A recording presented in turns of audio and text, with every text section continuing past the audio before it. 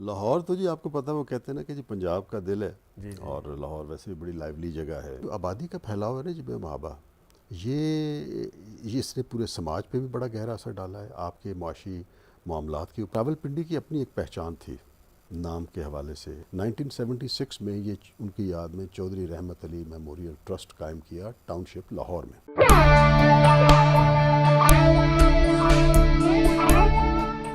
یہ radio Pakistan pod cost ہے. السلام علیکم. اکمل شہزاد گمن آپ کی خدمت میں حاضر ہے. آج ورلڈ سروس کے اس اسپیشل پوڈ کاسٹ میں ہمارے مہمان ہیں خالد رسول صاحب. آپ سینئر کالم نگار ہیں اور کاروباری شخصیت ہیں، اور اس کے ساتھ ساتھ ان کی ایک نمایاں خصوصیت یہ ہے کہ یہ چودھری رحمت علی ٹرسٹ، وہی رحمت علی جنہوں نے پاکستان کا نام رکھا، وہ ٹرسٹ کے چیئرمین بھی ہیں. اور ان کی کاوشوں سے اور ان کے احباب کی کاوشوں سے وہ بڑا اچھا چل رہا ہے. اس کے زیر اہتمام کیا کام ہوتے ہیں وہ ان سے بات کرتے ہیں. کیسے ہیں خالد صاحب؟ خیریت سے ہیں؟ جی جی الحمدللہ جی. آپ سنیں کیسے ہیں؟ اللہ کا شکر. تو کیسا چل رہا ہے آپ کا لاہور، اور کیسی زندگی وہاں چل رہی ہے؟ لاہور تو جی آپ کو پتہ وہ کہتے ہیں نا کہ جی پنجاب کا دل ہے. جی جی اور لاہور ویسے بھی بڑی لائیولی جگہ ہے. جی جس جی طرح جی ماشاءاللہ اسلام آباد ہے، کراچی ہے، تو پنجاب پاکستان کے یہ چند بڑے شہروں کا یہ خطہ ہے کہ یہ اپنے اپنے علاقے کے بڑے بالکل وائبرنٹ اور صحیح. بڑے بارانک شہر ہیں. تو جی جی لاہور پھر ایک کلچرل سینٹر بھی ہے. تو الحمدللہ لاہور میں اب صرف یہ دو تین چیزیں ہو گئی ہیں کہ وہ جو لاہور آپ کے خوابوں میں بسا ہوا ہے، جو میرے خوابوں سے مراد یہ ہے کہ جو ہم نے اپنے بڑوں سے سنا، جو کتابوں میں پڑھا، وہ جو ایک رومانس تھا نا کہ اس میں بڑا ایک کلچر کا ٹچ تھا، ایک رچنس تھی، اور ایک علم اور ادب کی محفلیں اور آرٹس اور کلچر. پچھلے 25-30 سالوں سے لاہور جس بے محابہ طریقے سے پھیلا ہے، اس میں وہ چیزیں کہیں گم ہو گئی ہیں. اب بالکل اس میں صحیح. کمرشلزم کی دوڑ ہے. بالکل صحیح. چلیں، یہ شہروں پہ، ملکوں پہ اور قوموں پہ یہ فیزز آتے رہتے ہیں، اور زندگی شاید اسی چیز کا نام ہے. تو وقت گزرنے کے ساتھ ساتھ چیزوں کی شکل بدلے گی اور وہ پھر اپنے اصل کی طرف لوٹیں گے. تو بہرحال یہ تو ایک بہت بڑا ڈیلیما کہہ لیں یا ایک چیلنج کہہ لیں کہ جو بڑھتی ہوئی آبادی ہے وہ ایک قسم کا وہ پچھلے سال غالباً کو 1.25 سال پہلے اعظم وزیر اتھارٹی یہاں آئے، حالانکہ قانون کے وزیر ہیں، لیکن انہوں نے کہا کہ جی مجھے سب سے جو لگتا ہے وہ یہ ہے کہ آبادی کا چیلنج ہمیں یہ ہے بہت بڑا. Absolutely right. میری بلکہ ایک دو اکانومسٹ سے جو بات ہو رہی تھی، they are more into it. بلکہ پرسوں ہی کی بات ہے. He is country head for a very large research organization. تو ان کے اوپر بھی یہ ڈیموگرافکس کے اوپر بات ہو رہی تھی. تو یہ جو آبادی کا پھیلاؤ ہے نا جی بے محابہ، یہ اس نے پورے سماج پہ بھی بڑا گہرا اثر ڈالا ہے. آپ کے معاشی معاملات کے اوپر بھی اور بڑا ایون گہرا ڈالا ہے. مزاج پہ بھی. مزاج پہ بھی ڈالا ہے. مجھے یاد ہے گمن صاحب کہ میں نے اپنی جو پریکٹیکل لائف ہے اس کا یہ سمجھ لیجئے کہ آغاز اسلام آباد سے کیا، اور وہ پیریڈ تھا 1981 اور 82 کا.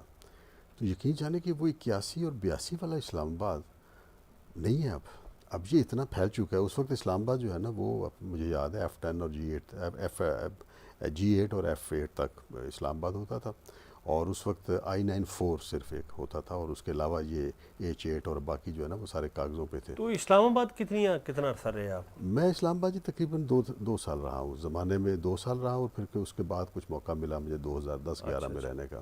تو میں جو گزارش کر رہا تھا کہ اب میں اسلام آباد کو جو آ کے دیکھتا ہوں کہ آبادی جو ہے نا وہ اتنی پھیلتی چلی گئی ہے. مطلب ایک طرف گلیات کی طرف پھیل گئی ہے، پھر دوسری طرف ٹیکسلا کی طرف ہے، پھر ہر طرف ہے. یہ خوف زدہ ہے. دنیا بھر میں آپ جہاں جاتے ہو لیکن بڑے لاہور شہروں کی میں. نسبت اب بھی آپ کو یہ گاؤں لگتا ہوگا؟ نہیں جی، اب میرا خیال میں اس میں اسلام آباد کی وہ جو ایک تھا نا میرا خیال میں ہوتا ہے کہ ہر اپرچونٹی کے نیچے کچھ سسکیاں بھی ہوتی ہیں. میں محسوس کرتا ہوں کہ یہ جو مطلب آج سے اگر 50 سال پیچھے چلے جائیں یا 70 سال پیچھے چلے جائیں تقسیم سے پہلے، تو یہ راول پنڈی کی اپنی ایک پہچان تھی نام کے حوالے سے. جو پنڈی وال تھے، ایون کلچر آبادی کے تھی، حوالے سے. جو آبادی تھی، جو ان کی بولی تھی، جو کلچر تھی، ریتل تھی، ان کا میوزک تھا اور سب کچھ تھا، اس کی ایک خاص پہچان تھی. بالکل لیکن صحیح. آپ دیکھیں گے پچھلے 50 سالوں میں اس میں آبادی باہر سے امیگرینٹ اتنی ہوئی ہے، پورے پاکستان سے اور ہر جگہ سے ہوئی ہے، کہ اس میں جو مقامی کلچر ہے وہ کہیں گم ہو گیا. بالکل اب صحیح. یہ کمرشلزم ہے. جدھر جائیں آپ کو اینٹ روڑے اور بجری کے مکانات نظر آئیں گے. اور ہمارے ہاں کیونکہ وہ جو پچھلی آرٹ اور کلچر والی چیزیں ہیں، جو فنس ہے، اس کے بارے میں we have complete disregard for that. Khalid sahab تھوڑا اپنی ابتدائی زندگی کے بارے میں بتائیے گا اور فیملی کے بارے میں کہ کہاں سے تعلق ہے اور کہاں پروان چڑھے, کہاں پرائمری اسکول کیسا تھا اور پھر کس طرح زندگی کی دوڑ میں شامل ہوئے. بڑا انٹرسٹنگ ہے جی. میری جی جڑی مطلب ہے جو پیدائش ہے وہ تو ہے تحصیل شکرگڑھ ضلع نوروال سے. اچھا. میرے والدین کا, والد صاحب کا بھی اور والدہ صاحبہ کا بھی تعلق وہیں سے تھا. لیکن اٹ ہیپنس ہو کہ میرے والد صاحب تقسیم سے کافی پہلے غربت کی وجہ سے حالات تنگ دستی تھی تو وہ گھر سے نکلے, اور وہ پھر کرتے کراتے انہوں نے کوئی ارلی 40s میں گورنمنٹ کالج فیصلہ, اس زمانے میں زرعی کالج فیصل آباد قائم ہوا تو اسے انہوں نے کچھ 1 سال کا کورس کیا, تو اس کے بعد وہ پروفیشنلی ایگریکلچرسٹ ہو گیا. بالکل صحیح. تو وہ پھر ریاست بہاولپور میں چلے گئے اور اچھا. پھر وہیں سیٹل ہو گئے, اور تقسیم کا پیریڈ انہوں نے وہیں دیکھا. تو میری پیدائش کے فوراً بعد میری جو شعور کی آنکھ ہے وہ رحیم یار خان میں کھلی, اچھا. اور میری ساری تعلیم, دوستیاں, سارا کچھ. تو لہٰذا میں اپنے آپ کو رحیم یار خان کا باشندہ اور وہیں کا پیدائشی اور وہیں کی شناخت سمجھتا ہوں. بالکل صحیح. تو وہیں پرائمری کیا, مڈل کیا, پھر میں نے خواجہ فرید گورنمنٹ کالج سے وہیں سے کیا اپنا گریجویشن کی. بہاؤالدین زکریا یونیورسٹی سے MBA پہلا بیچ ہو رہا تھا. وہ 1980 میں ملتان پاس آؤٹ ہوا ہے ملتان سے. یہ کس زمانے کی بات ہے؟ یہ میں بات کر رہا ہوں, میں پاس آؤٹ ہوا 1980 میں. اچھا. تو 1980 میں پاس آؤٹ ہونے کے بعد پھر میں کراچی چلا گیا. اچھا. کراچی اس زمانے میں تو MBA یعنی بڑا ایک, اس زمانے میں ناولٹی تھی یہ. ہاں یہ آپ, میں بات کر رہا ہوں کہ 1980 کی. تو I think we were the 4th university in Punjab Pakistan. اس وقت پہلے کراچی تھی, اس کے بعد پھر قائد اعظم, پھر پنجاب, یعنی اس کے 20-25 سال کے بعد MBA کا فیشن ہوا. جی ہاں, پنجاب یعنی ہماری یونیورسٹی بہاؤالدین زکریا یونیورسٹی 5ویں یونیورسٹی تھی, اور پاکستان میں جو MBA ہے, اگر میں غلطی نہیں کر رہا ہوں تو IBA کراچی نے غالباً کوئی 56-57 میں شروع کیا. تو it was relatively new thing and in thing. تو اس کی ڈیمانڈ اس وقت کافی زیادہ تھی. تو میں پھر اکمل صاحب اس میں کوئی 10 سال میں نے کنزیومر مارکیٹنگ کی, اس میں برانڈنگ ہے, ایڈورٹائزنگ ہے. پھر میں کراچی میں بھی رہا, پھر میں لاہور شفٹ ہو گیا. کچھ برانڈس ہم نے being a marketing manager introduce کیے. پھر 1990 آنورڈ میرا سوئچ ہو گیا بائی ڈیفالٹ ٹیکسٹائل سیکٹر کی طرف. تو پھر میری اسپیشلائزیشن ٹیکسٹائل سیکٹر ہی بنتی چلی گئی. میں نے اسپننگ انڈسٹری میں کافی کام کیا, پھر اس میں ٹریولنگ میری کافی رہی, فار ایسٹ میں بھی, یورپ میں بھی, ادھر ادھر اللہ نے موقع دیا. ساتھ میں کیونکہ پڑھنے لکھنے کا شوق تھا تو وہ پھر دنیا کو آبزرو بھی کیا. اس زمانے میں وہ ایشین ٹائیگر کا اور ایشین اکانومیز کا بڑا غلغلہ تھا 90s میں, اس کو بھی دیکھا. چائنا کو ابھرتے ہوئے دیکھا, باقی قوموں کو دیکھا. تو یہ میرا سلسلہ چلتا رہا. پھر میں نے کوئی تقریباً 2007 سے آنورڈ کو 5 سال کنسلٹنگ بھی کی مختلف اداروں کے ساتھ, ساؤتھ ایشیا میں بھی, پاکستان میں بھی, جو انٹرنیشنل کافی سارے ڈونر ایجنسیز ہیں. پھر اس کے بعد 2012 میں ٹیکسٹائلز میں پھر واپسی ہو گئی. لیکن پچھلے سال میں نے ٹیکسٹائل سے فارملی ایگزٹ لیا ہے کہ یہ چودھری رحمت علی میموریل ٹرسٹ جس کی آپ ذکر کر رہے تھے, یہ بنیادی طور پہ چودھری رحمت علی مرحوم تحریک پاکستان کا ایک بہت بڑا کردار تھے. پاکستان کا نام انہوں نے تجویز کیا, نہ صرف نام تجویز کیا بلکہ اسٹوڈنٹ لائف سے ہی وہ بڑے متحرک تھے کہ یہ مسلمانوں کے حقوق اور یہ جو پرانی ہماری ایک مسلمانوں کی یہاں ایک مطلب ایک بڑا ایک کر و فر اور جاہ و جلال تھا, تو وہ اس کو ریکلیم کرنے کے لیے تو بزم شبلی انہوں نے قائم کی 1915 میں اسلامیہ کالج ریلوے روڈ پہ. اس کے بعد پھر جب وہ باہر بھی گئے تو باہر بھی بڑے متحرک رہے ہیں. انہوں نے کافی لٹریچر اس زمانے میں لکھا, مختلف خطوط اس زمانے میں ڈفرینٹ دارالعوام کو جو انڈیا کے اس کو لکھا. تو وہ بہت متحرک اس اعتبار سے رہے. تو ان کے کچھ دوست اور چاہنے والوں نے 1976 میں یہ ان کی یاد میں چودھری رحمت علی میموریل ٹرسٹ قائم کیا ٹاؤن شپ لاہور میں. اس کے 2 میجر سٹریمز آف سروسز ہیں, ایک ہے ایجوکیشن اور دوسرا ہیلتھ سروس. تو ہیلتھ سروس میں 1986 میں یہ چودھری رحمت علی ہاسپٹل جو ہے وہ قائم ہوا. پہلے یہ OPD سینٹرک ہاسپٹل. یہ کس جگہ ہے ہاسپٹل؟ یہ ٹاؤن شپ لاہور جی, ٹاؤن شپ اور گرین ٹاؤن کے درمیان میں جو سیوک سینٹر ایک بیلٹ آتی ہے وہاں موجود ہے. تو 1986 میں اس OPD, پھر اس میں بعد میں چیزیں ڈائگنوسٹک ایڈ ہو گئی, پھر گائنی ایڈ ہو گئی and so on so forth. اس وقت الحمدللہ یہ فل سروس ہاسپٹل ہے ہمارا, 48 bedded hospital, Punjab health care commission سے ہم اپرووڈ ہیں.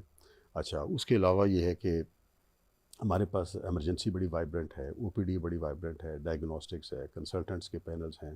اینڈ اس وقت ہمارا ڈیلی فٹ فال جو ہے وہ تقریباً کوئی 1000 پیشنٹ کے لگ بھگ جو ہے نا وہ رہتا ہے. تو ہماری پوری کوشش یہ ہوتی ہے کہ ہم کمرشلائزیشن کی دوڑ میں نہ جائیں اور یہ اپنے آپ کو ایسی پرائسنگ کریں کہ جس میں ایک عام سفید پوش آدمی بھی آ کے ایک مطلب ریلائبل اور ڈپینڈیبل ہیلتھ کیئر فیسلٹی جو ہے نا وہ اس کو حاصل کر سکے. اس ہاسپٹل میں اب پچھلے کافی عرصے سے کیونکہ ہیلتھ کیئر میں بڑی تبدیلیاں آئی ہیں, ڈیولپمنٹس بہت زیادہ ہوئی ہیں، تو ہمیں بھی ضرورت محسوس ہو رہی تھی کہ ہمیں اچھے ہاسپٹل کے ایٹ پار لانے کے لیے کافی میجر ری ویمپنگ اور اس کو اپ گریڈیشن کی ضرورت ہے. تو پچھلے 1.5 سال سے ہم لگے ہوئے تھے. تو وہ الحمدللہ ہم اس وقت ہاسپٹل کا پچھلے 2 مہینے سے پروجیکٹ شروع کیا جس میں اس کی کمپلیٹ ری ویمپنگ ہے، اس کی اپ گریڈیشن ہے اور کچھ اس میں ایکسپینشن جو ہے نا وہ کر رہے ہیں. سو وی آر ہوپنگ کہ by end of this year یہ ہمارا پروجیکٹ مکمل ہو کے اس میں انشاءاللہ ایک تو اس کا آؤٹ لک بہتر ہو جائے گا، سروس کوالٹی بہتر ہو جائے گی، سروس کی ڈائیورسٹی بہتر ہو جائے گی، کرٹیکل کیئر کے جو ایریاز میں اپ گریڈیشن تھی وہ انشاءاللہ ہو جائے گی. اس کے بعد ہمارے سکولز ہیں 3 جی. ہمارے Chaudhry Rahmat Ali memorial girls high school 92 میں قائم ہوا، 94 میں بوائز ہائی اسکول قائم ہوا، بعد میں کالج قائم ہوا جس کو پھر ہم نے ری پرپس کر دیا ارلی لرننگ ایئرس یا junior school as we call it. تو الحمدللہ اس میں بھی ہماری اسٹوڈنٹ فیکلٹی تو یہ کافی ہے. تینوں کدھر ہیں اسکول؟ آگے پیچھے ہیں جی. اس میں یہ جو ہمارا ہاسپٹل ہے وہ ایک سائڈ یعنی کے اوپر سارے ہے، ٹاؤن پیچھے شپ اسی ایریا میں؟ اسی ایریا میں ہے. اور وہ ہمارا جو نیبرہڈ ہے نا جی، اس میں دیکھا جائے تو وہ لوور انکم تو یہ سارا ڈونیشن سے چلتا ہے؟ نہیں جی، اس میں پرائمریلی ہم یہ کرتے ہیں کہ یہ کاسٹ ریکوری بیسس پہ ہم چلتے ہیں کہ ہم کمرشلی چارج نہیں کرتے، ہم کمرشلی آپریٹ نہیں کرتے. ہمارے آس پاس جو باقی سکولس ہیں فار ایگزامپل ان کے ہاں جو فی اسٹرکچر ہے وہ تقریباً کوئی 8,000 7,000 سے لے کے 12,000 ہے، ہم 3700 چارج کر رہے ہیں. تو اس میں پروفٹ موٹیو ہرگز نہیں ہے. اچھا پھر اس 3700 میں بھی یہ ہے کہ ہمارے ہاں تقریباً 30% سے زیادہ بچے ایسے ہیں جن کو کوئی نہ کوئی ہم اسکالرشپ کسی نہ کسی صورت میں دے رہے ہوتے ہیں. تو ہمارا اچھا خاصا اماؤنٹ ان اسکالرشپ میں بھی جاتا ہے. تھوڑی بہت اس میں ڈونیشن آتی ہے، لیکن اب ہم کوشش کر رہے ہیں کہ اگر ہم ڈونیشنز کو زیادہ لے آئیں سو دیٹ کہ ہم لوگوں کو زیادہ سے زیادہ فائدہ پہنچا سکیں. اچھا یہ ایک اسے بدقسمتی سمجھ لیں یا ایک یعنی سینس آف رسپانسبلٹی سمجھ لیں کہ جہاں تک میرا نالج ہے، میری چونکہ اس حوالے سے آپ کی بات نہیں اس اینگل سے نہیں ہوئی کہ زیادہ جو گجر برادری، چونکہ چودھری رحمت علی گجر تھے جی جی تو وہ گجر برادری زیادہ اون کرتی ہے. مطلب ایک قسم کا یہ ایک اچھی بات بھی ہے کہ بھئی ان کو برادری اون کرتی ہے، جی جی. اور دوسرا نیگیٹو بات یہ ہے کہ جو دوسرے لوگ ہیں وہ اس طرح اون نہیں کرتے. تو میں اپنی بات یا سوال کر پایا ہوں؟ آپ کی بات بالکل بجا ہے. دیکھیں بڑی قدرتی بات ہے.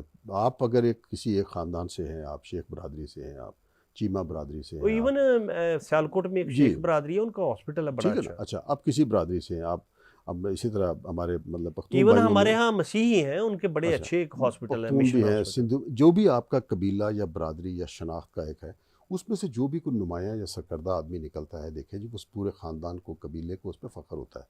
علامہ اقبال ہیں، اس پہ پوری شیخ برادری کو، پورے سیالکوٹ شہر کو، پورے پنجاب کو اس پہ فخر ہے، پورے پاکستان کو فخر ہے کہ وہ مطلب ایران میں اقبال لاہوری کے نام سے جانے جاتے ہیں. تو ان کی اپنی ایک شناخت ہے. تو یہ جو ایک سرکردہ نمایاں ایون انہیں آدمی تو ہندوستان بھی اون کرتا ہے نا. بالکل کرتا ہے جی جی. جی جی، مطلب ان کے کیونکہ ایک زمانے میں وہ ہندوستان کی شناخت پورے دیکھو وہ انڈیا کی انڈیوائیڈڈ جو انڈیا نیچرل پروسیس ہے نا جی. تو کہنے کا میرا مطلب ہے کہ آپ جہاں جس شہر، جس قبیلے، جس خاندان برادری سے ہیں، وہ خاندان برادری شہر علاقے کو اپنے اپنے اعتبار سے اس پہ ایک فخر ہوتا ہے. اور چودھری رحمت علی مرحوم کے بارے میں گجر برادری میں یہی فخر پایا جاتا ہے کہ وہ ہماری برادری سے تھے اور نمایاں ترین افراد میں سے تھے. اب اس برادری میں سے اور بہت سارے لوگ ہیں جو مطلب بیوروکریسی میں یا ایجوکیشن میں، فوج میں، آگے پیچھے اور بہت سارے شعبوں میں نمایاں ہیں. لیکن یہ ایک نمایاں ترین شخص جو ہے نا، اس میں کوئی شک نہیں، چودھری رحمت علی مرحوم ہے. نمبر 1. نمبر 2 یہ ہے کہ جو چودھری رحمت علی مرحوم کا کے ساتھ تھوڑی سی ایک زیادتی بھی ہے. وہ یہ ہے کہ کچھ لوگوں نے ان کی وہ چیز کو، جو ان کا ایک پرائڈ تھا کہ انہوں نے پاکستان کا نام تجویز کیا، تو میں تو کیا کروں، کیونکہ انہوں نے کافی پڑھا ہے، تو انہوں نے صرف نام ہی تجویز نہیں کیا. اگر ان کی زندگی دیکھیں تو 1915 سے آنورڈ وہ اپنی اس خوابوں میں جی رہے تھے کہ جی جہاں جہاں مسلمانوں کی آبادی زیادہ ہے ان کو ایک طرح کی خود مختاری حاصل ہونی چاہیے and so on so forth. تو وہ ان کا ایک بڑا خواب تھا کہ مسلمان جو ہے وہ جہاں جہاں آبادی اکثریت میں ہے انہیں اپنی خود مختاری کے لیے ایفرٹ کرنی چاہیے. انہوں نے بلکہ اس کے لیے ایک پورا کئی پروگرام بھی نہ تشکیل دیے، ان کے نام بھی تجویز کیے and so on so forth. تو یہ کوئی حادثہ نہیں تھا کہ ایسے کچھ نام لکھ دیا پاکستان. تو کچھ لوگوں نے اب ہوتا ہی ہے کہ ہمارے یہاں حب علی سے زیادہ بغض معاویہ بھی چلتا ہے. تو وہ کہا کہ نہیں جی وہ ان سے پہلے فلاں ایک رسالہ تھا ہزارہ کا، تو اس میں فلاں نے یہ لفظ استعمال کیا. تو بات اس لفظ استعمال کرنے کی نہیں ہے، بات یہ ہے کہ وہ پوری ایک خواب، ایک ہسٹری ہے. اور ان کا وہ بڑا مشہور ہے نا کتابچہ بھی جو انہوں نے اور ان کے دوستوں نے مل کر 1933 میں انہوں نے وہ کتابچہ لکھا. اب اس جب وہ آکسفورڈ میں تھے، جب آکسفورڈ میں وہ پڑھ رہے تھے، اس پہ بھی آپ یہ دیکھیں 1900 یہ جب گول میز کانفرنس ہوتی ہے اس میں بھی وہ علامہ اقبال سے ملتے ہیں، قائد اعظم سے ملاقات ہوتی ہے، وہ تصاویر بھی ہیں اقبال کے کھانا کھاتے ہوئے، علامہ اقبال سے بھی ان کی ہے۔ اچھا پھر جتنے ڈیلیگیٹس آئے ہوتے ہیں ان سب سے ملتے ہیں، لٹریچر ان کو پہنچاتے ہیں، اپنے جو اسٹوڈنٹ کے طور پہ سارا ہے، اخبارات میں مضامین لکھتے ہیں سارا۔ یہ کتابچہ انہوں نے ناؤ اور نیور لکھا تھا۔ اچھا اب یہ کہ ان کی کوشش یہ تھی کہ یہ ایک اکیلے شخص کی انڈیویجول ایفرٹ نہ ہو بلکہ اس میں باقی لوگ بھی اس میں شریک ہوں، تو انہوں نے اپنے طور پہ 3 مزید دوستوں سے کوشش کر کے ان سے اپنا کو آتھر کے طور پہ سگنیچر کیا، جن میں سے ایک نے بعد میں انکار کر دیا، دوسرے 2 جو ہے انہوں نے توہن کرن کیے، لیکن بعد میں وہ بھی اس سے مطلب گریز ہی کرتے رہے، ڈرا کر گئے۔ وڈرا کر گئے، صرف اس لیے کہ اس وقت ہمیں آج اندازہ نہیں، لیکن آپ اپنے آپ کو لے جائیں ذرا 1930-33 کے زمانے میں کہ کالونیل پاور جس کی کہ سلطنت کے اوپر سورج غروب نہیں ہوتا تھا، اس کا قہر، اس کا ایک جبر، کہ بڑے بڑے جو مطلب ہے کہ آپ کے زعماء بھی ہیں وہ بھی بات کرتے ہوئے بڑا سوچ سمجھ کے بات کرتے ہیں، تو اس وقت ایک ایسی بات کر دینا کہ ناؤ اور نیور کہ جی ان سے آپ جان چھڑوائیں اور اور غلامی پھر کی ان کے زنجیریں ملک میں چھڑوائیں، جا کے اور ان کے ملک میں جا کے، تو لہٰذا یہ ایک بہت بڑی بہادری اور یہ ہمت کا دوسرے کام 2 لوگ کون تھے؟ میں اس وقت مجھے نام یاد تھے لیکن اس وقت مجھے یاد نہیں ہے۔ میرے بھی اس وقت نام یاد نہیں، ان میں سے ایک تو اسلم خٹک تھے جو بعد میں بالکل ہی ڈسٹریکٹ کر گئے، 2 اور نام تھے، جی 2 اور نام تھے۔ لیکن اس کے بعد پھر ایک اور ہوتا ہے کہ انہوں نے اپنے طور پہ پاکستان نیشنل موومنٹ ایک آرگنائزیشن کی بنیاد رکھی، جو کہ بعد میں اس کو وہ مینج کرتے رہے، اس کا چیپٹر جو ہے نا وہ اس وقت جو یونائٹڈ انڈیا تھا اس میں بھی تھا۔ اچھا اور وہ اتفاق ایسا ہے کہ 1940 میں جب یہ آپ کی ہوتی ہے نا جی اپنا لاہور میں تحریک پاکستان جو ہے اس کا اجلاس ہوتا ہے مسلم لیگ کا، جس میں مینار پاکستان کے اوپر جسے ہم قرارداد پاکستان کا نام کہتے ہیں، 23 مارچ 23 1940۔ مارچ 1940 کا، تو انفیکٹ اس سے ایک دن پہلے کراچی میں انہوں نے اپنی پاکستان نیشنل موومنٹ کا اجلاس منعقد کیا، اور اس کی پریس ریلیز جو ہے Pakistan civil and military gazette میں ہے، اور مورلیس وہ انہی لائنز کے اوپر ہے، ناؤ اور نیور کے حساب سے ہے۔ بالکل اس کے بعد وہ انہوں نے پاکستان جب بنا ہے تب بھی آئے ہیں، لیکن ان کے ساتھ کچھ سلوک اچھا نہیں ہوا، تو بالکل بڑے صحیح۔ قبیدہ خاطر ہوئے، اور پھر یہ ہے کہ خاص طور پہ تقسیم پہ جس انداز میں یہ لوگوں کو بھگتنا پڑا، تقسیم میں تکلیف دہ حالات سے لاکھوں جانیں گئیں، اور جس طرح کے حالات سے عزتیں پامال گزرنا ہوئی۔ پڑا، عزتیں پامال ہوئی، وہ ایک اور داستان ہے۔ بالکل اس پہ بڑا قبیدہ خاطر تھے، اس پہ ان کے کافی زیادہ تحفظات تھے، انہوں نے پھر کھل کے تنقید بھی اس پہ کی، تو وہ پھر کچھ لوگوں نے ان کی اس تنقید کو بہت زیادہ دل پہ لے لیا۔ دل پہ تو نہیں لے لگا، اتنا بڑھا چڑھا کے بیان کیا کہ ایز ایف، تو ان کا جو ایک بہت بڑا رول اور کنٹریبیوشن تھا اس کو اس پہ انہوں نے گرد ڈالنے کی کوشش کی، لیکن آل سیڈ اینڈ ڈن ہسٹری کا اپنا ایک دیکھیں جی کورس آف ایکشن ہے۔ اچھا یہ تو آج چودھری رحمت علی کا نام تاریخ میں بہرحال جگمگا رہا ہے، تو وہ ان کے اسی کارناموں کی وجہ سے ہے، تو لہٰذا وہ صرف گجر برادری نہیں بلکہ وہ ہمارے نیشنل ہیرو ہیں۔ اور یہ جو ٹرسٹ ہے اس میں مزے کی بات یہ ہے کہ یہ جنہوں نے قائم کیا وہ زیادہ تر لوگ جو ہے وہ ان کے چاہنے والے دوست کو ملے ملائے تھے یا انٹلیکچوئل تھے، ان میں سے میرے خیال شاید 1 یا 2 برادری کے لوگ ہوں گے، باقی سب جو ہے وہ برادری کے نہیں تھے۔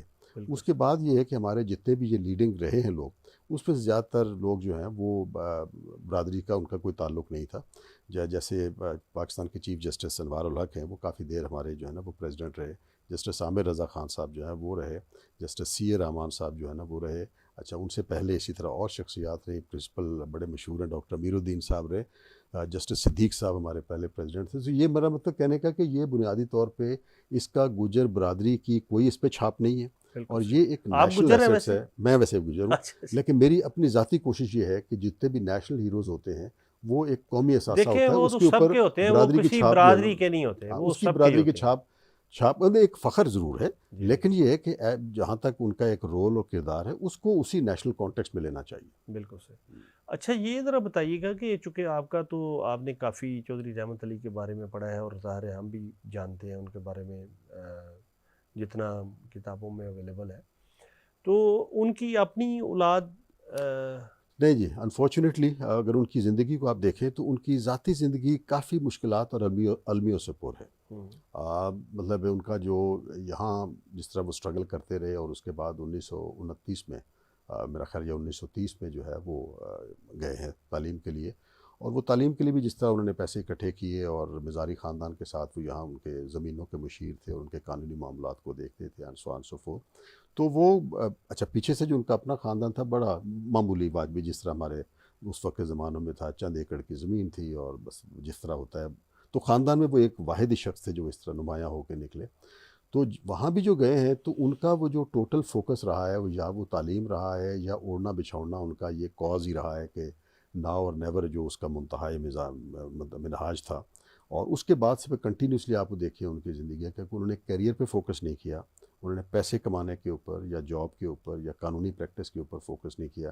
ان کا پھر ٹوٹل فوکس جو ہے نا وہ اس ملک کی آزادی کے لیے ایک اور لوگوں کے عوام جو ہے عوام کے لیے. اس اچھا اب ملک ان کا جو ایک مطلب خواب کہیے یا ان کا ایک جو طرز تھا وہ مسلم لیگ سے ذرا تھوڑا سا ہٹ کے تھا, لیکن اپنی انداز میں انہوں نے تحریک پاکستان یا پاکستان کی آزادی کے لیے وہ پھر اسی میں رہے. اچھا اس کے بعد پھر یہ ہے کہ جب پاکستان آزاد ہوتا ہے اور جو کچھ یہ سارا کچھ ہوا اس میں بڑے قبیدہ خاطر ہوئے, ان کی صحت جو ہے نا وہ بھی جواب دینا شروع ہو گئی.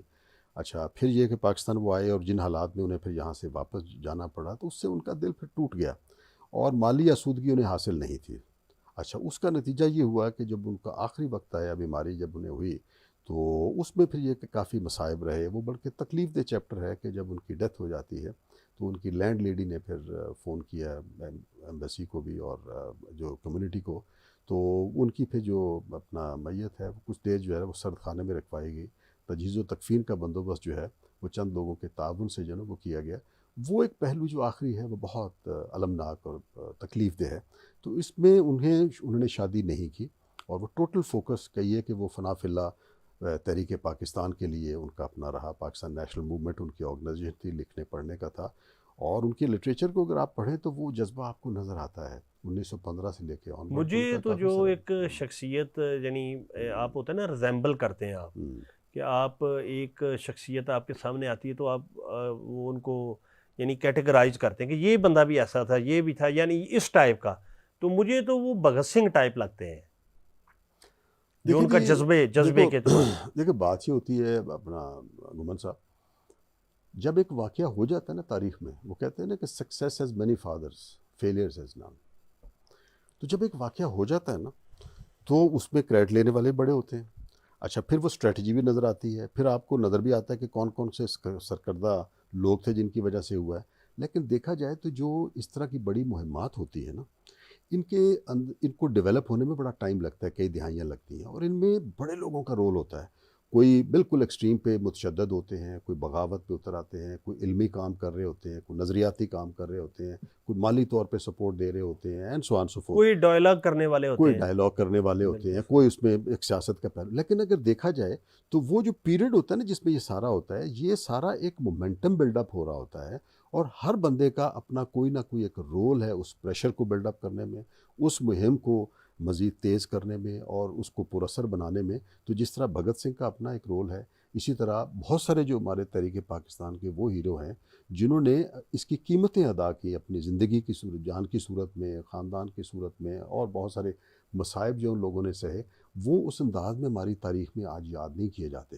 پھر ایک اور بھی ہمارے ہاں مسئلہ ہے کہ ہم نے سمہاؤ جو تحریک پاکستان ہے یا آزادی کی تحریک ہے اس میں صرف اور صرف مسلمز کو اون کیا ہے, ٹھیک ہے نا. اس میں بھی پھر ہم فردر آگے چلے گئے کہ وہ مسلمز جو پاکستان میں یا جو ہمیں پسند ہے, ٹھیک ہے نا, جو مشرقی پاکستان اور مغربی پاکستان, تو جو اس میں ہمارے دوسرے زومات تھے جو رہے تو اسی تحریک پاکستان کا حصہ, ان کا ایک انداز فرق تھا. وہ مسلم لیگ میں نہیں تھے, وہ دوسری جماعتوں میں تھے, یا کچھ مسلم لیگ میں تھے لیکن ایک سے یعنی باوجود آزادی کے انڈیا میں رہنا شروع کیا. آزادی میں جو ان کا کردار تھا, آزادی حاصل تو ہم کرنے نے کے لیے. یہ بھی زیادتی کی کہ ہم نے جو تاریخ ہے اس کو اتنا سلیکٹیو کر دیا چند شخصیات کے ارد گرد کہ ان لوگوں کو جو ایک ڈیو کردار ہونا چاہیے تھا وہ بھی نہیں کیا.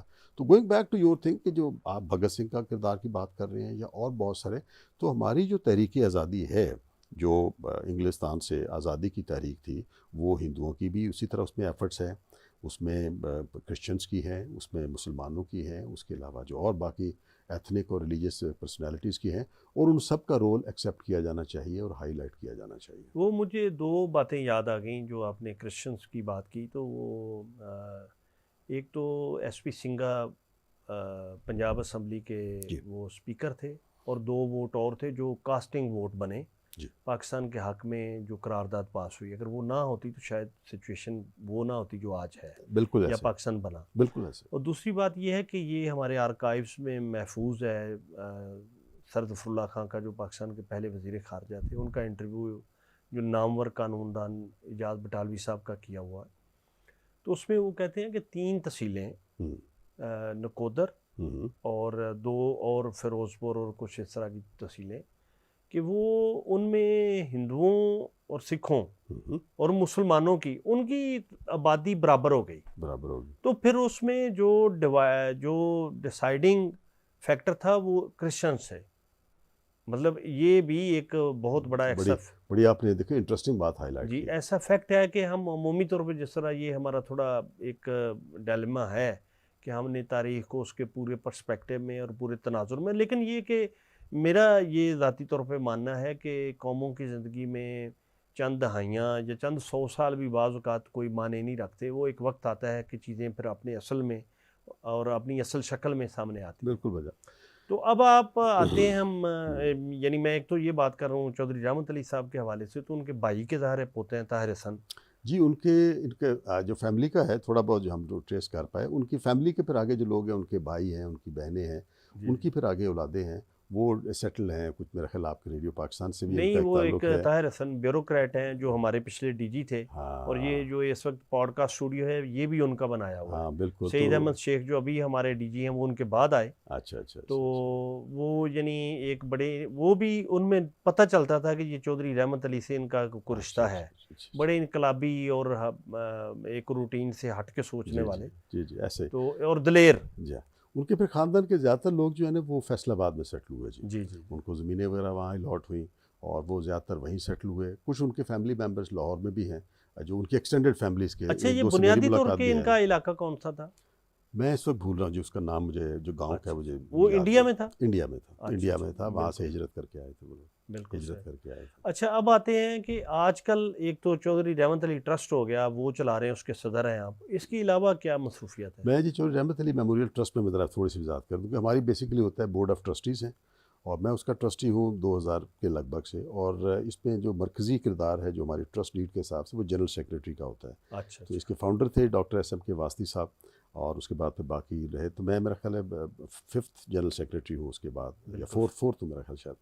تو وہ میرا یہ 2021 سے تو میں جنرل سیکریٹری ہوں اس کا. بالکل. جو صدر ہیں ہمارے وہ ان کے ایس ایم کے واسطی صاحب فاؤنڈر کے صاحبزادے ہیں ڈاکٹر عثمان واسطی صاحب، وہ ہیں. اچھا، تو ایک تو جی یہ ٹرسٹ کے معاملات ہیں. اچھا، دوسرا میں کیونکہ کارپوریٹ سیکٹر سے رہا ہوں، کچھ تھوڑا سا میرا پڑھنے لکھنے کا رہا ہے، تو میں کافی عرصے سے کالمز نگاری کرتا ہوں. وہ ایکسپریس میں تو آپ میں ڈیلی ایکسپریس میں لکھتا ہوں 2014 سے. اس سے پہلے میں روزنامہ پاکستان میں لکھنا شروع کیا باضابطہ طور پہ میں نے 2007 سے. پھر میری کالمز جو ہے گوشوارہ کے نام سے میں لکھتا ہوں. اس کے کچھ کلیکشن ایک میں نے 2015 میں جو ہے نا وہ شائع بھی ہوئی. آپ کو 2 کتابوں پہ اور کام کر رہا ہوں، وہ بھی انشاءاللہ آ جائیں گی. تو میرا فوکس رہتا ہے جی پولیٹیکل اکانومی، انٹرنیشنل ریلیشن اور سوشل ایشوز. ساتھ میں پھر تھوڑا سا ایک زمانے میں نے ٹیلی ویژن کے اوپر بطور اینالسٹ بھی کافی اپیئرنس کی. لیکن اب ہم پولیٹیکلی اتنا فکسیٹڈ اور ڈیوائیڈڈ ہو گئے ہوئے، ہارڈنڈ ہو گئے ہیں کہ میں نے کافی عرصے سے وہ گریز ہی اس سے میں جو ہے نا وہ کرتا ہوں. تو باقی جو میرا ٹوٹل فوکس ہے وہ یہی آج کل جو ہے وہ. بچے کتنے ہیں اور وہ کیا کر رہے ہیں؟ بچے جی الحمدللہ میرے والد صاحب کو اور میری والدہ مرحومہ کو ان کا ایک جنون تھا، کیونکہ ہم لوگ دیہات سے تعلق تھا. والد صاحب نے وہ تنگ دستی غربت دیکھی ہوئی تھی، اور 16 سال کی عمر میں انہیں اپنا گاؤں چھوڑنا پڑا اسی غربت کے ہاتھوں. اور آپ امیجن کر لیں کہ اس بچے کے اوپر کیا گزری ہوگی کہ جس کا کوئی آگے کوئی جاننے والا نہیں، کوئی تعلق، برادری کوئی نہیں، اور وہ ایک گاؤں سے اٹھ کے ایک پوچھتا پچھاتا کہ بتایا کہ جی گھمن صاحب بڑے اچھے آدمی ہیں، یہ ان کے نام رکا لے کے پہنچ گئے اس کے نام. تو وہ انہوں نے اپنی وہ زندگی میں وہ تلخیاں ساری دیکھیں. ان ساری تلخیوں کے نتیجے میں ان کے ذہن میں ایک چیز بیٹھ گئی کہ تعلیم ایک واحد چیز ہے جو آپ کو غربت اور تنگ دستی سے بھی جان چھڑواتی ہے، اور دوسرے یہ ہے کہ اگر آپ ایک اچھی زندگی گزارنا چاہتے ہیں، ایک بہتر انسان بننا چاہتے ہیں، اچھے لوگوں کی کمپنی چاہتے ہیں، تو یہ تعلیم آپ کو ممتاز کرتی ہے. تو ان کے ذہن میں یہ جنون تھا کہ کچھ ہو جائے، میں نے اپنے تینوں بچوں کو یونیورسٹی پہنچانا ہے. تو آپ یہ دیکھیں کہ رحیم جار خان کے ایک دور افتادہ گاؤں میں رہتے ہوئے تو میری والدہ مرحومہ نے اور میرے والد صاحب نے بہت قربانیاں دی اور اپنی زندگی میں سیکریفائسز بے تحاشا دے کے. تو میں نے جی MBA کیا. میرے جو دوسرے چھوٹے بھائی ہیں وہ انہوں نے ماسٹرز پھر چھوڑ دیا، انہوں نے آرمی جوائن کر لی. ہی از ریٹائرڈ فرام آرمی، لیکن انہوں نے آرمی سے ریٹائرڈ ہونے کے بعد PhD کی ہے سیکورٹی اسٹڈیز میں. تو اب وہ ماشاءاللہ 3-4 یونیورسٹیز میں ایز اے وزٹنگ فیکلٹی پڑھا رہے ہیں. جو سب سے میرے چھوٹے بھائی ہیں ڈاکٹر صفدر سہیل، انہوں نے CSS کیا، اور CSS کرنے کے بعد انہوں نے پھر PhD کی فرانس سے، اور وہ ماشاءاللہ گریڈ 22 سے ریٹائر بھی ہوئے. اور is a very well known consultant also. تو وہ ان کا زیادہ فوکس جو ہے وہ تھرسٹ ہے سوشیولوجی کے اوپر, ہسٹری کے اوپر, اور زیادہ جو ہے ہیومن ڈیولپمنٹ کے اوپر فوکس ہے. تو وہ ایک ادارہ بھی اس وقت چلا رہے ہیں سوشل پروٹیکشن ریسورس کے نام سے, جس پہ زیادہ وہ کام کر رہے ہیں اولڈ ایج لوگوں کی, how that is being taken care of, دنیا میں کیا ہے اور پاکستان میں کیا ہونا چاہیے, اس کے سلسلے میں ریسرچ. تو ہم یہ ماشاء اللہ 3 بچے آپ کے کیا کر رہے ہیں؟ بچے میرے جی الحمدللہ, کیونکہ والد صاحب کی طرف سے وہ لگن تھی تو وہ لگن مجھے بھی پہنچی. تو ہم نے بھی ان کی طرح وہی تھا کہ جی دیہاتوں سے نکلے, شہروں میں آئے, پھر شہروں میں ہر طرح کے حالات فیس کرنے پڑے and so on so forth. تو وہ ان کا وہ جو ایک سیکھا ہوا سبق تھا وہ میرے تک بھی تھا کہ تعلیم. تو اس میں الحمدللہ جی میرے 3 بچے ہیں. جو بڑا بیٹا ہے وہ اس نے جارجیا اسٹیٹ یونیورسٹی اٹلانٹا سے پی ایچ ڈی کیا پولیٹیکل سائنس سے, تو وہ آج کل ایسوسیٹ پروفیسر ہے یونیورسٹی آف ٹینیسی میں یو ایس اے میں. جو دوسرا بیٹا ہے اس نے پھر ایم بی اے کیا, اور وہ زیادہ تر یہ کنزیومر مارکیٹنگ اور ریسرچ میں اس نے کافی کام کیا, لیکن پچھلے کو 5-6 سال سے وہ زیادہ اس وقت کام کر رہا ہے web development, e commerce solution. امریکہ کی کچھ کمپنیز ہیں, تو اپنا ایک اسٹارٹ اپ ہے پچھلے کچھ 4-1 سال سے, تو اسٹرگل کر رہا ہے, محنت کر رہا ہے. تو ماشاء اللہ ہی از ڈوئنگ اوکے. بیٹی جو ہے she did M B A from LUMS, اور اس نے بھی اس کا مارکیٹنگ کا تھا, لیکن اب پچھلے کو 5-6 سال سے وہ بھی اس کا فوکس زیادہ ہو گیا ہے ایسی آئی ٹی کی طرف ہو گیا ہوا. تو وہ بھی اسی طرح بھائیوں کے بچے جو ہیں وہ بھی اپنی اپنی جگہ پہ پروفیشنلز میں ہیں. تو اللہ کا کرم ہے, کوشش یہی کی کہ جو والد صاحب نے اور تو والدہ آپ نے دیا بیسیکلی لائف کے لیئر فیز میں ہیں. اب پتہ نہیں لیئر کو آپ کس طرح ڈیفائن کرتے ہو. میرے خیال میں لائف اگر اللہ نہیں تعالیٰ نے مطلب آپ کہ کو اپنی مرضی سے کچھ کام کیا, کچھ عشق کیا, مطلب کہ اپنی مرضی سے کچھ واک کی, دوستوں سے ملے, کچھ کام شام کیا. میرا خیال وہ نہیں کر پایا زیادہ. وہ اس واسطے کہ میں طبعاً تھوڑا سا نا سست مزاج ہوں, جی جی کاہل ہوں, سست مزاج ہوں. تو فار ایگزامپل مجھے اگر رات کو 11:30 بجے پڑھتے ہوئے ایک لنک مل گیا کہ اچھا ایک فلاں ڈاکٹر پروفیسر ہے, اس کا کوئی ٹاک ہے, تو وہ سننا شروع کر دی, یا اس کا کوئی آرٹیکل ہے وہ پڑھنا شروع کر دیا. اچھا وہ اتنا دلچسپ لگا, اس میں 2 ریفرنس اور مل گئے. اب وہ ٹاپک بعض اوقات 1:30-2 بج تو جاتے یہ ہیں. لیئر فیز ہی ہے اور کیا ہے. اگر آپ اسے لیئر کہتے ہیں تو یس آئی ایم انجوائنگ دیٹ الحمدللہ. مطلب اس اعتبار سے میں سمجھتا ہوں کہ میں اللہ کا بڑا کرم ہے کہ اس میں ایک تو مجھے وہ پڑھنے میں مزہ آتا ہے, سننے میں مزہ آتا ہے, جس انداز میں دنیا میں تیزی سے چینجز آ رہی ہیں وہ اچھا وہ میرے کالم میں بھی ہیلپ کرتا ہے. لیکن اس کے ساتھ جیسے آپ جیسے دوست ہیں ان کے ساتھ پھر اٹھنے بیٹھنے کا موقع ملتا ہے, گپ شپ کا موقع ملتا ہے. تو اللہ کا کرم یہ کہ واک شوق وہ جو میرے حالات ہیں اس پہ میں سستی کی وجہ سے زیادہ نہیں کرتا ہوں. بٹ باقی الحمدللہ I have a small library. میرا کافی وقت جو ہے نا وہ in one way the other تھوڑا بہت پڑھنے لکھنے میں آن اے ڈیلی بیسس گزرتا ہے. خالد مسعود صاحب بہت شکریہ. ریڈیو پاکستان اسلام آباد کے پوڈ کاسٹ اسٹوڈیو سے اس کے ساتھ ہی اکمل شہزاد گمن آپ سے اجازت چاہتا ہے. آج ہمارے ریکارڈنگ انجینئر سے فہد اور پروڈیوسر تھے ظہیر حیدر. اللہ حافظ.